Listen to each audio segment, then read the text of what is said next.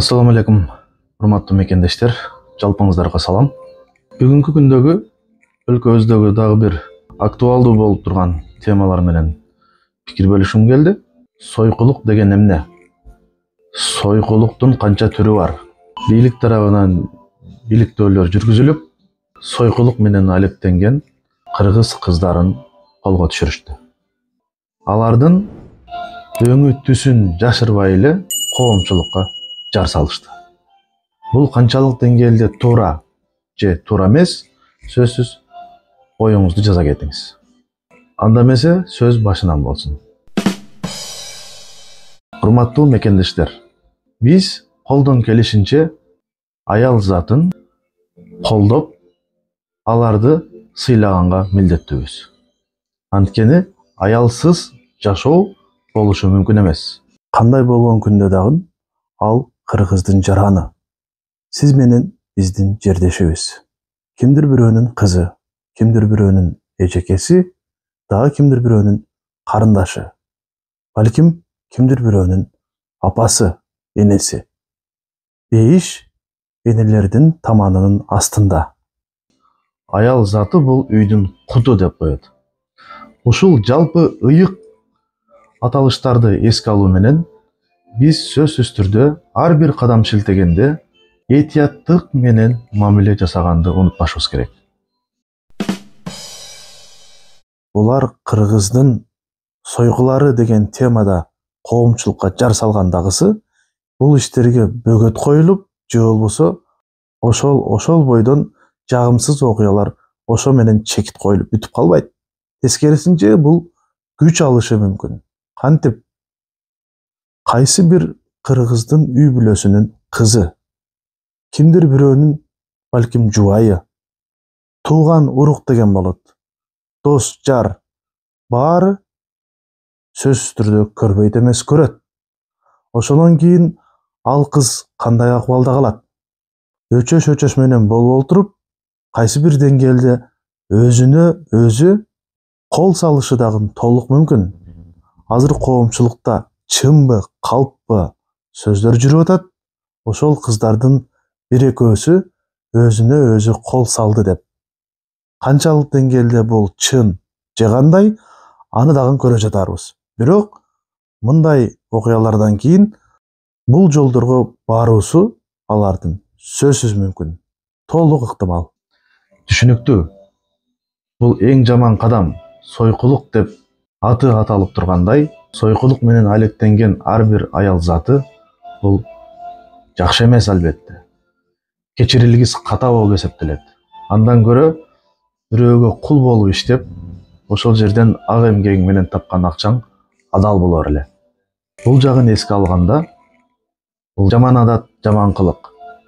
Бирок кантсе дагы алар такталып, чындыгында сойкулук менен шугурланганы ырас боло турган болсо дагы, алардын бетин жашыруу менен гана жар салганыбыз туура болор эле.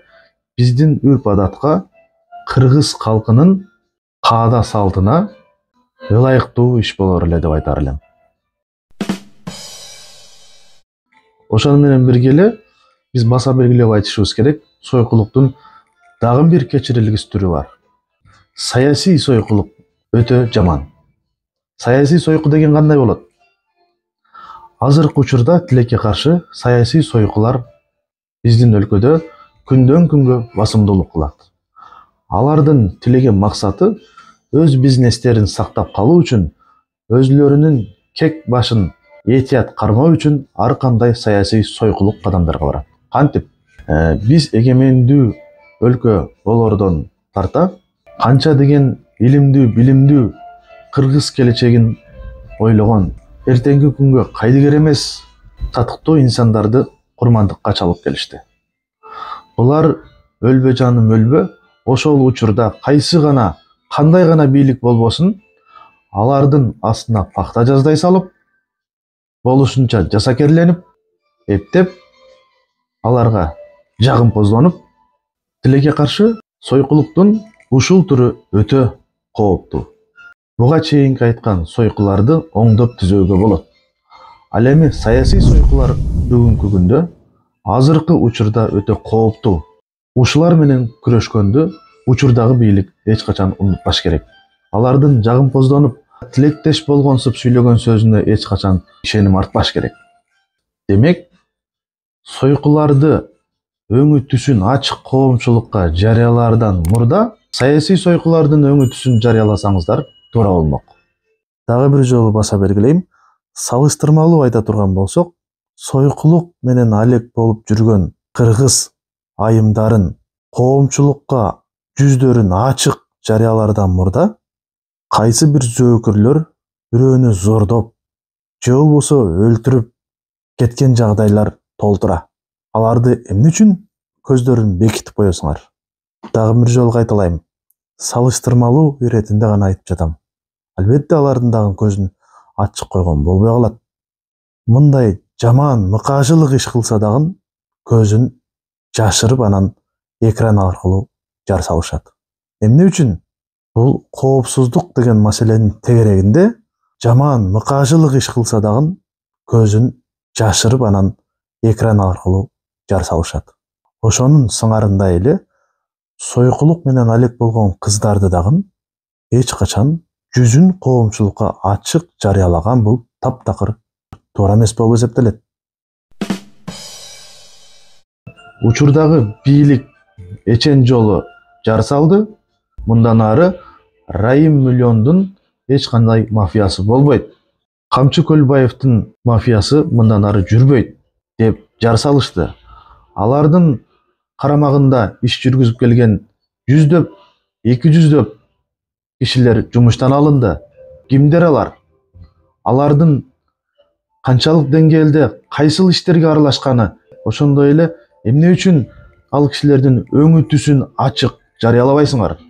Сойкуларды, аял затын коомчулукка ачык жарыялаганга силерге мыйзам жол берип, ал эми өтө кооптуу, кылмыштуу иштерге барган, коррупциялык элементтерге аралашкан кишилердин өңү түсүн эмне үчүн жар салбайсыңар?